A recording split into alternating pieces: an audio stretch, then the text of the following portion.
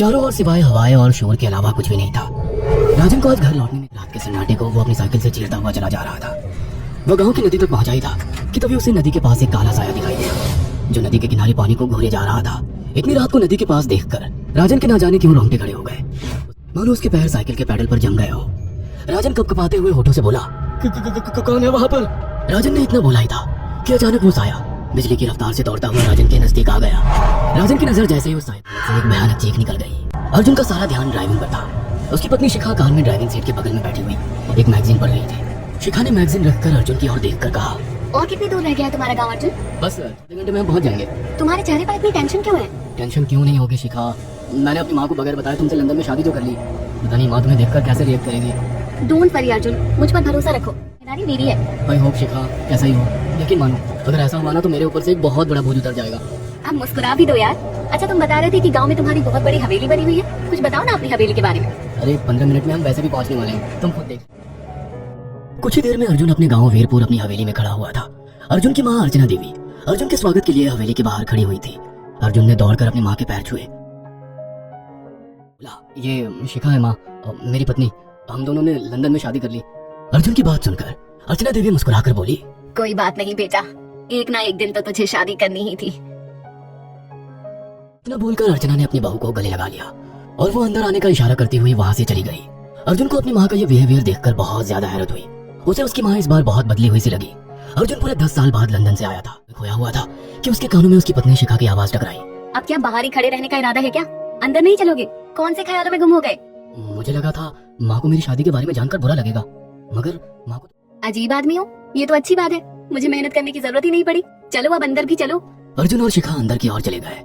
अर्जुन ने देखा कि उसकी हवेली में सन्नाटा पसरा हुआ था। उसे याद था कि उसकी हवेली में बहुत सारे नौकर जाकर हुआ करते थे। के दौरान अर्जुन अपनी माँ से जब बोला, वो सुन उसकी पत्नी शिखा और रहस्यमय अंदाज में मुस्कुराकर लगातार देखे जा रही थी। माँ, हवेली के सारे नौकर कहाँ गए? मैंने सबको छुट्टी दे दी बेटा। लेकिन क्यों माँ, तुम्हें तो काम करने में बहुत ज्यादा तकलीफ होती होगी। नहीं बेटा, मुझे कुछ वक्त से मुझे सुकून और सन्नाटा अच्छा लगता है। अर्जुन इससे पहले अपनी माँ से कुछ कहता कि उसकी माँ ने उसे बोलने से रोक दिया। अर्जुन चुपचाप खाना खाने लगा। खाने के बाद अर्जुन और शिखा बेडरूम में चले गए। अर्जुन बेड पर सोच में लेटा। अचानक शिखा अर्जुन से लिपट गई और वासना का तूफान अपने चरम पर पहुंच गया था। अचानक शिखा को दरवाजे पर 2 लाल लाल आंखें दिखाई दिए। उसे ऐसा लगा जैसे कि कोई उसे देख रहा हो। शिखा ने तुरंत बेड से उठकर अपने कपड़े पहन लिए। क्या हुआ शिखा? अर्जुन मैं देख रहा हूँ। पागल हो गई हो क्या? हवेली में सन्नाटा पसरा हुआ है, एक भी नौकर जाकर नहीं है। तुम्हें वहम हुआ होगा। तुमने तो सारा मूड खराब कर दिया शिखा, अब सो जाओ।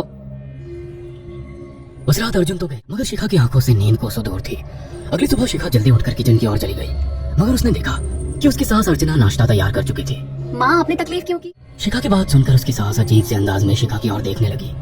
उनके देखने के अंदाज में पता नहीं ऐसा क्या था कि शिखा को अपने रोंगटे खड़े होते हुए महसूस हुए। अर्चना धीरे धीरे करीब बोली, कोई बात नहीं बेटी, तुम्हें अब यहीं रहना है। तुम सिर्फ मेरे बेटे के साथ प्यार से रहो और जल्दी से मुझे एक पोता दे दो। काम की चिंता मत करो, वो सब मैं कर लूंगी। कुछ ही दिनों के बाद अर्चना गर्भवती हो गई।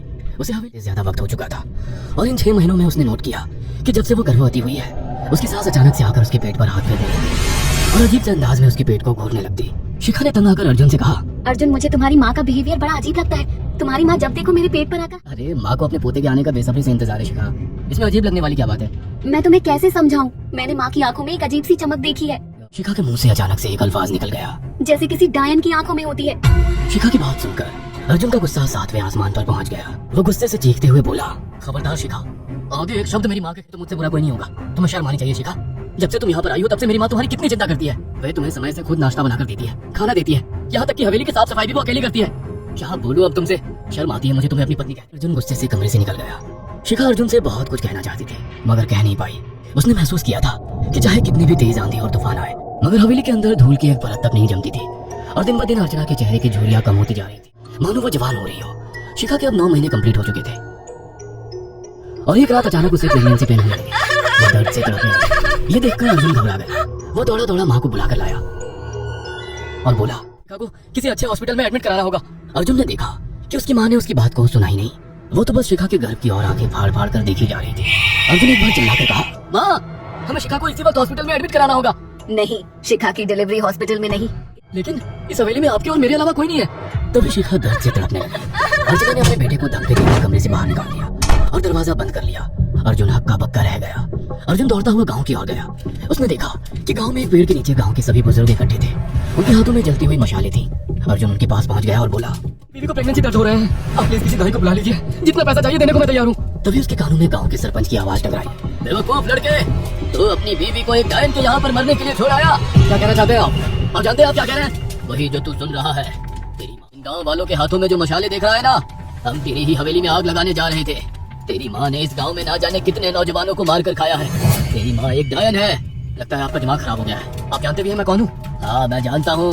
तो ठाकुर धीरेन्द्र प्रताप का बेटा है। तेरे पिता को कि तेरी माँ एक डायन है, इसीलिए उन्होंने तुझे हमेशा उससे दूर रखा। पहले तेरी माँ ने तेरे पिता को मारा और धीरे धीरे करके वह हवेली के सारे नौकरों को मार कर खा गई और फिर गाँव वालों को भी मारने लगी। और अब तो तेरे होने वाले बच्चे को खाएगी, क्योंकि डायन को नवजात शिशु का मांस खाना बहुत पसंद। मेरी बात पर यकीन नहीं है तो चलकर मेरे साथ तो खुद अपनी आंखों से देख ले।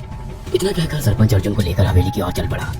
उसके पीछे कई लोग थे जो जलती मशाले पकड़े हुए थे। हवेली के अंदर घुसकर उन्होंने उस कमरे के दरवाजे को तोड़ दिया जहाँ पर शिखा थी।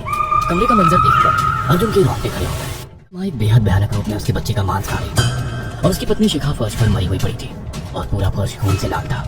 अर्जुन को अपनी आंखों पर यकीन नहीं आ रहा था कि तभी उसकी मां उसके ऊपर झपटी। सरपंच ने चीखकर कहा, अरे जला दो, जिंदा जला दो इसे और साथ ही इस हवेली को भी। सभी लोगों ने जलती हुई मशाले डायन के ऊपर फेंक दी। देखते ही देखते डायन दर्द से चीखने और चिल्लाने लगी और कुछ ही देर में वो जलकर राख हो गई। सभी लोग अर्जुन को खींचकर बाहर ले आए। अगले दिन अर्जुन अपनी पत्नी की यादें साथ लेकर आंखों में आंसू लिए